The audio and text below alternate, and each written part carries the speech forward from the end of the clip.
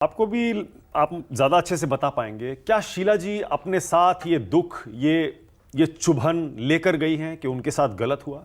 नहीं, I think वो जो चीज़ वो हम लोगों को कहती थी 2013 में भी, वो कहती थी कि आई एम सरप्राइज्ड कि लोग इतनी नफरत क्यों करते हैं, मैंने ऐसा क्या किया है गलत।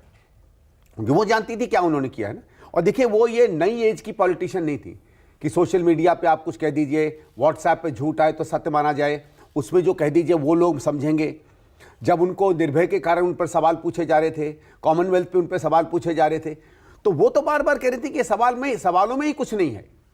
और सवालों में ही कोई, जब वो तो पता चल गया ना पिछले 10-11 साल में तमाम फाइलें खंगाल ली, तमाम इंक्वायरियां हो गई। मतलब आप समझो जिसको कहेंगे ना, चींटी तक भी शीला जी के बारे में उल्टी नहीं मिली। तो समय ने सिद्ध कर दिया कि उनके बारे में जो कुछ कहा था वो सही था या गलत था। लेकिन मैं ये कह रहा हूं, उन्होंने कई बार मुझसे कहा कि मैं ये समझ नहीं पाई ये नफरत या एंगर आई कहां से और क्यों आई। क्या मीडिया जिम्मेदार था इसके लिए, आपको लगता है? कह नहीं सकते, कुछ भी हो सकता है, मीडिया भी हो सकता है, बीजेपी, आम आदमी पार्टी जिन्होंने पूरा कैंपेन चलाया, प्लस मीडिया। ऑपरेशन तो करेगा, आप ऑपरेशन पे क्यों उंगली उठाते हैं? लेकिन देखो एक फर्क है सामान्यता, क्योंकि बीजेपी से हम लोग हमेशा ऑपोजिशन में रहे हैं और पार्टियों से रहे हैं।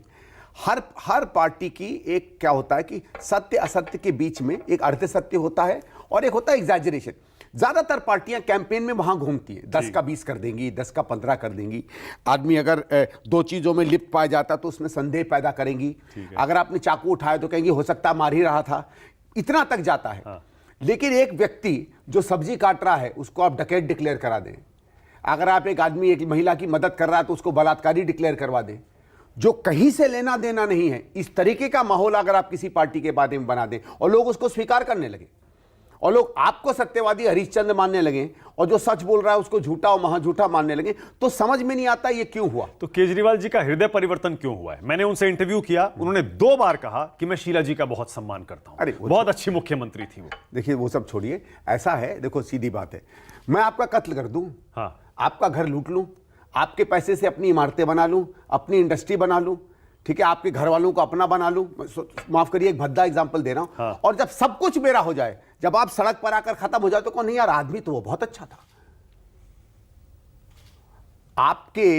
आपने अब ये बात की तो उसका क्या, उसका पॉलिटिक्स में क्या लेना देना है? अगर आपने समझ लीजिए किसी व्यक्ति को गलत ब्लेम करके आपने कहा इन्होंने कहा 70 साल दिल्ली में कुछ नहीं हुआ, तो अगर शीला जी ने दिल्ली बनाई थी तो फिर ये स्टेटमेंट क्यों दे रहे थे? तो या तो आप ये कहो कि यार मैं पॉलिटिक्स में कुछ भी हो झूठ बोल देता हूं, तो ठीक है, आप कहो भी मैं ऐसा हूं, मेरे को कोई दिक्कत नहीं है। जनता माने, हमें क्या दिक्कत है भाई, जनता सर्वोपरि है, हम तो मानते हैं जनता सबसे ताकतवर है, वो जो उसको चाहे वोट दे, हमको क्या, उसका क्या कर सकते हैं? हम विरोधी हैं भारतीय जनता पार्टी के, हमको लगता है उनकी नीतियां देश के हित में हैं, जनता इलेक्ट करती है, सलाम है उसका, हम कोशिश करेंगे। लेकिन वही मैं कह रहा हूं, इस सब का कोई मतलब नहीं होता। मैं जैसे आपसे कह रहा हूं, अगर आप किसी को किसी चीज का, मैं सारे कागज बदल के आपका घर अपना ले लूं, हाँ, आपको बेघर कर दूं और फिर कहूं यार देखो घर परिवार तो वही चला रहा, आदमी अच्छा था, आदमी अच्छा था, बहुत बढ़िया था, बल्कि ये घर उसी का होना चाहिए था, ये छोड़ो कानूनी उसी की होनी चाहिए थी, तो उसका कोई मतलब नहीं है।